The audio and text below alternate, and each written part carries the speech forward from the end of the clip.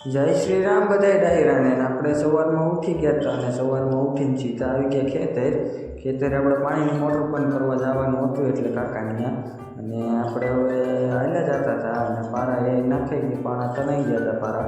અને પછી હવે આપણે પાછા મોટર બંધ કરી આવીએ અને આપણે ખેતરે આવ્યા હતા તો ઝૂલો ગુલ્લો બધી બંધાઈ ગયું હતું કાકાને ત્યાં અને આપણે ઝૂલે બેસી ગયા ઘડીક વાર અને પછી પાછા હવે આવી જતા હતા આપણે જોઈ લઈએ કેટલું પાણી છે અને મોટર બંધ કરી દઈએ તો પાણી તો થોડુંક જ હતું એટલે આપણે બે ટાટર છે એમાં લગભગ આ જ છે ટાટર આપણે જોઈ લઈએ ત્યાં તો મોટર બંધ થઈ ગઈ એટલે આ જ ટાટર છે અને પછી આપણે વાઈનો અંદર જોઈ લઈએ કારણ કે અહીંયા જારી એટલે આમ તો પાણી નથી દેખાતું કારણ કે કબૂતરાને એવું બધું અંદર ઘડી જાય ને તે હાટું અને પછી આપણે ઝૂલે ઘડીક વાર બેઠા અને જોતા હતા ઉપર કેમ બાંધતો હોય ઝૂલો અને ઘડીક વાર બેસી ગયા અને પછી પાછા ઘરે નીકળી જઈએ અને આપણે હવે જોઈ લઈએ કુંવારા બધો સપો લાગી ગયો હતો અને પછી પાછા આપણે આવી ગયા હતા સુપાસી અને હવે સુપાસી આપણે એડમિશન લેવા આવવાનું હતું એટલે અર્જુનમાં